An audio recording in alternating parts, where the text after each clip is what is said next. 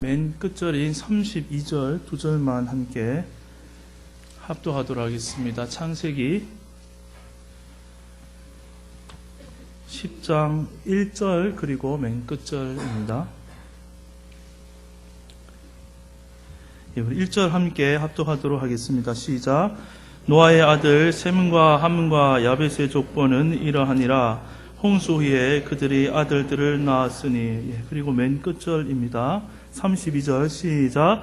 이들은 그 백성들의 족보에 따르면 노아 자손의 족속들이요 홍수 후에 이들에게서 그 땅의 백성들이 나뉘었더라. 아멘.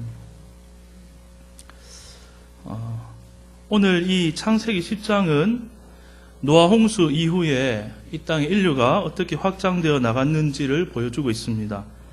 보통 노아의 족보라고 이렇게 생각하는데 노아의 족보라고 해도 틀린 말은 아니지만 사실은 노아 이 세 아들의 족보라고 얘기해야 더 정확할 것 같습니다.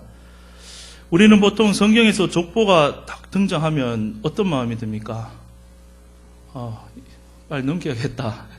통독하다 보면 족보가 길게 이제 성경이 있기 때문에 조금 읽는 것을 힘들어합니다. 읽어봐도 아무 내용도 없는 것 같고 자세하게 읽기에는 복잡하고 머리가 아픕니다. 또 성경에 나온 이름들은 얼마나 어려운지 혀가 막 꼬이고 읽다 보면 어렵습니다.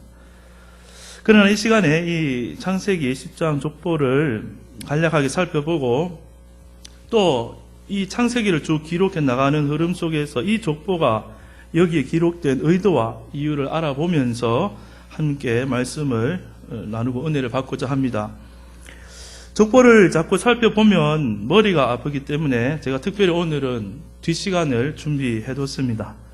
설교가 끝나면 오늘 예배가 마치면 CTS 여성 합창단이 와서 아름다운 찬양으로 여러분들의 또 몸과 마음에 은혜를 끼치고 또 귀한 시간을 드릴 테니까 잠시만 우리 집중해서 말씀 듣고 은혜 받고 또 찬양 가운데도 은혜 받는 오후 시간 되면 좋겠습니다.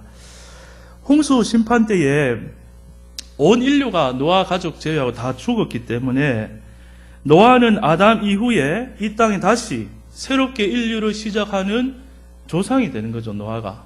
그렇죠. 홍수 후에 하나님은 또한 노아와 가족들과 모든 생물들과 함께 언약을 하시면서 다시는 내가 비로 심판하지 않겠다. 하늘에 무엇을 주셨습니까? 무지개를 주셨습니다. 그리고 그들을 축복하셨습니다. 9장 1절에 보면 하나님이 노아와 그 아들들에게 복을 주시며 그들에게 이르시되 생육하고 번성하여 땅에 충만하라. 하나님 처음 창세기 앞부분에 천지 창조를 하시고 사람 만드시고 그들에게 동일한 명령을 하셨죠. 창세기 10장의 족보는 이 말씀에 성취되어져 가는 과정을 보여줍니다.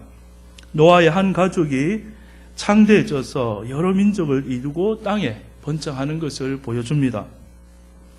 하나님께서는 홍수 심판 이후에 새롭게 이 인류를 시작하시면서 얼마나 기대가 크셨겠습니까? 자, 이제 다시 한번 새롭게 시작을 해보자. 이들이 창대해져서 나의 영광을 나타내는 하나님의 형상이 되기를 간절히 바라시는 것이죠.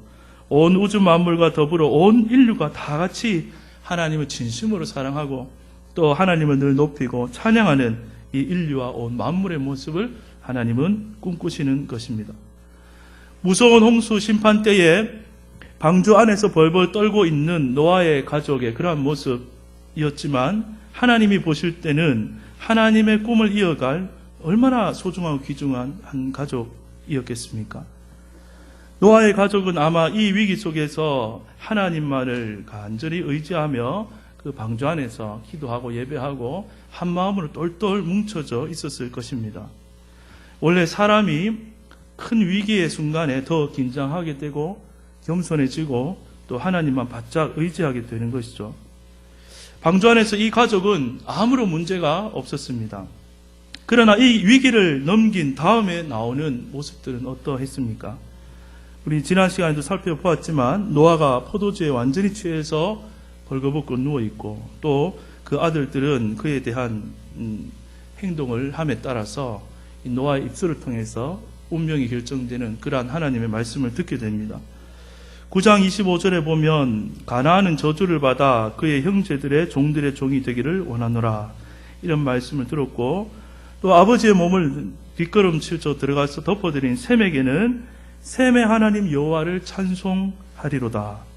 또 형을 도와서 덮어드린 야벳에게는 야벳을 창대하게 하사 셈의 장막에 거하게 하시고, 여기 세 가지 가나안은 저주니까 이제 빼고, 여러분들은 읽어볼 때에 이 셈과 야벳의 축복 중에서 어떤 것이 더 마음에 듭니까? 창대해지고 싶습니까? 아니면 하나님이 여러분의 하나님 되어주시는 것, 이것이 더 좋습니까? 뭐 질문에서 벌써 뉘앙스가 너무 많이 드러나죠. 하나님, 나의 하나님 된 게 더 좋습니다. 근데 조금 더 솔직하게 창대해지는 것도 주시면 더 좋겠다, 이런 생각도 듭니다. 그러나 결국에는 하나님이 나의 하나님 되어주시는 이 축복이 제일 큰 축복인 것이죠. 셈이 받은 축복은 이런 내용입니다. 하나님께서 말씀하시기를, 나는 이제부터 누구의 하나님이라고요? 나는 셈의 하나님 될 거야. 이렇게 말씀해 주시는 복을 받은 것입니다. 창세기 10장의 그 족보에 나오는 순서를 보면 이제 2절부터 시작되는데요. 2절부터 야벳의 족보가 먼저 나오고, 또 아래로 내려가 보시면 함의 족보가 나오고, 끝에 셈의 족보가 세 번째로 나옵니다. 그리고 창세기 11장 초반에 여러분 아시는 무슨 사건이 일어나죠? 바벨탑 사건이 나오고 나서 11장 후반부에 누구의 족보만 다시 한번 나옵니까? 시험 치는 것 같아서 죄송합니다. 제가 그냥 답을 다 얘기해 드릴 테니까 들으시면 될 것 같습니다. 바벨탑 사건 앞에는 이 세 자녀 족보 다 얘기한 다음에 11장에 바벨탑 사건 기록 딱 하고, 끝에는 셈의 족보만 한 번 더 기록합니다. 성경은 모든 것을 다 기록하기 위한 책이 아니라 하나님의 관심사, 하나님의 구원의 흐름을 보여주기 위해 선택적으로 기록된 말씀입니다. 그리고 그 포커스가 점점 좁아지면서 셈의 후손으로 내려가면서 12장에 누가 나오죠? 11장 끝에 데라가 나오고, 이제 아브라함 한 사람, 아브라함의 한 가정으로 이렇게 다시 초점이 좁아지는 것이죠. 집중되는 것입니다. 그럼 10장을, 오늘은 10장의 내용이니까 조금만 살펴보고 말씀 정리하고 마치도록 하겠습니다. 2절에서 5절은 야벳의 내용이 나옵니다. 야벳이 창대하게 돼서 그랬는지 순서를 왜 야벳부터 나오는지는 저는 잘 모르겠습니다. 어쨌든 야벳인데, 야벳이 살게 된 땅을 어떤 땅이라고 설명하냐면 5절 끝에 한번 보시겠습니까? 5절 끝에 보시니까 바닷가의 땅에 머물렀더라. 야벳은 하나님의 말씀대로 세 아들 중에 창대하게 되는데, 바닷가가 왜 창대하게 되는데 좋은 땅인지 짐작이 조금 되십니까? 바다 쪽에 배가 들어오고 나오고 또 무역이 활발하게 이루어지는 그러한 좋은 땅을 차지한 것입니다. 오늘날의 지중해 연안과 또 유럽 지역과 소아시아 지역, 이쪽으로 야벳의 그 후손들이 퍼져나가는 것이죠. 그리고 이제 함을 한번 살펴보겠습니다. 6절부터 함의 아들들이 쭉 나오고, 특별히 15절에서는 함의 아들인 가나안의 후손이 또 기록되어져 있습니다. 이 부분 안에서 특징적인 것만 살펴보면 8절과 9절을 제가 읽어보겠습니다. 구스가 또 니므롯을 낳았으니 그는 세상의 첫 용사라. 그가 여호와 앞에서 용감한 사냥꾼이 되었으므로 속담에 이르기를 아문은 여호와 앞에 니므롯같이 용감한 사냥꾼이로다 하더라. 니므롯이라는 사람이 있는데 세상의 첫 뭐라고요? 용사다. 그림이 그리시죠? 힘이 세고 뭔가 덩치가 클 것 같습니다. 그 사람으로 인해서 속담이 생기기를, 누가 주변에 힘 세고 막 우락부락한 사람이 있으면 속담이 이 사람은 여호와 앞에 니므롯같이 용감한 사냥꾼이다 라는 속담이 생겼다는 것입니다. 들어보니까 좋은 말 같아요? 나쁜 말 같습니까? 좋은 말 같이 느껴져요. 우리 성경을 읽으면. 그런데 그렇지 않습니다. 반대입니다. 니므롯이란 이름의 뜻은 원래 반역자입니다. 반역자. 여호와 앞에서 그랬는데, 그가 여호와 앞에서 용감하다는 말은 여호와 앞에 여호와를 대적해서, 이런 뜻입니다. 여기서 여호와를 앞에 반항하여서 감히 하나님 앞에 용감하다 이런 뜻입니다. 즉 하나님을 대적하고 용감하고 난폭한 사냥꾼이다 이러한 말이 되는 것입니다. 하나님을 인정하지 않는 이 세상에서는 스스로 힘이 세고 또 많은 권력을 가지고 높은 것들을 다 차지하면 사람들이 와 대단하다 칭찬을 합니다. 그리고 부러워합니다.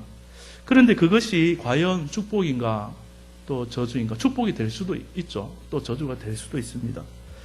부러워할 만한 하지만 하나님을 대적하기 때문에 그것이 저주가 된다는 것입니다. 그 끝에는 하나님의 심판이 있기 때문에 결국엔 그것은 저주입니다. 또 15절에 가나안의 후손들이 누구인지 한번 살펴보면 좋겠습니다. 15절입니다. 가나안은 장자 시돈과 헷을 낳고 또 여부스 족속, 아모리 족속, 기르가스 족속, 히위 족속, 알가 족속, 신 족속, 아르왓 족속, 스말 족속, 하맛 족속을 낳았더니 이후로 가나안 자손의 족속이 흩어져 나아갔더라. 읽으니까 계속 잠오죠. 족보는 읽으면 원래 잠옵니다. 예. 그런데 여기에 나온 이름들, 익숙한 이름들 좀 많이 보이지 않습니까? 그렇죠. 헷 족속, 여부스, 아모리, 기르가스, 히위, 이 좀 많이 들어본 것 같죠. 뒤에 계속 등장합니다. 성경에. 이 민족들은 앞으로 계속해서 누구를 괴롭힙니까? 하나님의 백성들을 계속 괴롭히는 가나안 족속이죠. 힘이 세고 난폭하고 하나님만 대적하는 것이 아니라 하나님의 백성들에게도 대적합니다. 이 또한 저주인 것입니다. 이제 이쯤 해두고 마지막 셈에 대해서 한번 살펴보도록 하겠습니다. 21절에 보면 시작하면서 이렇게 시작합니다. 셈은 누구의 온 자손의 조상이요 라고 되어 있습니까? 셈은 에벨. 예. 그런데 에벨이 누구인가를 한번 잠시 살펴보겠습니다. 22절에 보시면 셈의 아들들이 누가 있죠? 셈의 아들은 엘람과 아수르와 아르박삿과 룻과 아람이요 했는데 눈으로 동그라미 치십시오. 여기서 아르박삿을 동그라미 치시고 자 24절로 가보시면 아르박삿은 누구로 나왔습니까? 셀라를 나왔습니다. 셀라를 눈으로 한번 동그라미 치시고 셀라는 누구를 낳았습니까? 에벨을 낳았습니다. 에벨을 동그라미 치시고 이제 다시 21절에 한번 올라가 보십시오. 21절에 시작할 때에 셈은 누구의 온 자신의 조상이요라고 소개합니까? 이 에벨의 온 자손의 조상이다. 그럼 이 에벨은 셈의 뭐가 됩니까? 증손자는 증손자. 왜 셈을 시작하면서 이 증손자 에벨의 온 자손들의 조상이다 셈을 이렇게 성경이 기록했을까 그런 의문이 듭니다. 이 에벨이 뭔가 조금 중요한 점이 있겠죠. 한 두 번만 더 찾아가 봅시다. 11장 16절에 가보면 에벨이 다시 나옵니다. 11장 16절. 예. 거기 보면 에벨은 하고 나오지 않습니까? 예, 에벨이 있고 한 번 더 이제 넘어가 보겠습니다. 이 26절에 보면은 11장 26절을 보십시오. 자, 이 에벨 밑에 쭉 내려갔다가 데라가 나고 데라가 누구를 낳죠? 아브람. 나중에 아브라함이 됩니다. 아브라함. 예. 그래서 이 에벨은 아브라함의 조상이 됩니다. 한 군데를 더 찾으면 끝입니다. 14장 13절을 저도 이제 헷갈리네요. 14장 13절을 한번 읽겠습니다. 거기 앞부분만 제가 읽어보겠습니다. 첫 줄만 도망한 자가 와서 히브리 사람 아브라함에게 이렇게 얘기합니다. 히브리 사람. 예. 그러니까 이 아브람은 하나님의 백성 히브리 사람의 시작이고 이 아브라함이 조상이지 않습니까? 근데 이 아브라함의 뿌리를 거슬러 찾아 올라가 보면 에벨이 나온다는 것입니다. 그리고 이 다시 찾아 올라가면 셈이 나오는 것이죠. 그러면서 셈을 이 히브리 민족, 이 지금 모세가 기록한 이 성경을 읽는 독자들인 그 백성들이 자기들의 뿌리가 어딘지를 가르쳐주는 그런 족보가 역할을 하고 있다는 것입니다. 그런데 왜 특별히 에벨을 히브리 민족의 조상의 그러한 중요한 점으로 보냐 하면 에벨이라는 이름의 뜻이 강 건너편, 저쪽 편, 맞은편 이러한 뜻을 갖고 있습니다. 그래서 에벨이란 말에서 히브리란 말이 이제 나오게 된 것입니다. 이제 수고하셨습니다. 이제 족보 얘기는 이제 그만하고 말씀에 적용을 하고 마치도록 하겠습니다. 여러분의 가정은 지금까지 어떤 위기들을 건너서 오셨습니까? 정말 힘든 때에, 위기 때마다 하나님 앞에 엎드려서 하나님 도와주세요. 이분만 도와주세요. 이분만 도와주시면 하나님 정말 잘 섬기겠습니다. 라고 간절하게 기도하지 않았습니까? 또 그때마다 하나님께서는 여러분들을 위로해 주시고 또 약속들을 위기에서 구해 주시지 않았습니까? 그런데 중요한 것은 그 이후의 삶이 더 중요합니다. 여러분들은 그때를 다 잘 기억하면서 살아가고 있습니까? 아니면 그때의 간절한 마음은 싹 다 잊어버리고 온데간데 없고 다시 내 욕심대로 흘러가는 그런 삶을 살고 있지는 않는지 돌아봐야 되는 것이죠. 그 은혜를 다 지금은 기억도 못하고 잊어버리고 여전히 돈을 의지하려 하고 사람을 의지하려고 하고 또 세상의 쾌락을 쫓아가려고 하고 나도 다른 사람들처럼 힘을 좀 길러가지고 한번 잘 살면 좋겠다 하는 그런 세상을 의지하는 길로 지금 나아가고 있다면 우리는 한번 우리 자신을 돌이켜 봐야 됩니다. 그리고 그 길에서 얼른 돌아서야 됩니다. 하나님께서는 그러한 길에 있는 자와 함께 하시지 않는 것입니다. 하나님께서는 나는 셈의 하나님이 될 거야 이렇게 말씀하셨습니다. 여러분의 형편과 환경이 어떻든 간에 하나님의 신실한 약속을 붙들고 나아간다면 하나님께서 여러분을 향해 나는 너의 하나님이 될 거야 라고 말씀해 주실 줄로 믿습니다. 여러분 모두가 언약의 백성으로 살아가기를 축복합니다. 사실 우리는 연약하여서 아쉬울 때는 하나님께 간절히 이렇게 약속도 하고 하지만 또 시간이 지나면 번번이 하나님과 다르게 우리는 약속을 많이 어기기도 합니다. 그러나 그럼에도 불구하고 마음 중심에 하나님을 또다시 모시고 또 하나님의 신실한 약속, 또 말씀 듣고 또 예배하며 다 이렇게 나아가며 그것을 말씀을 듣고 확인받고 또 그 길로 나아갈 때에 하나님께서 우리의 연약함에도 불구하고 너는 내 백성이다, 내 자녀다, 너의 가정은 내가 돌본다 하시면서 또 인도하셔서 하나님의 큰 뜻, 구원의 역사를 이루어 주실 줄로 믿습니다. 하나님과 동행하는 모든 성도님들이 되시기를 주님의 이름으로 축복합니다. 네, 기도드리겠습니다.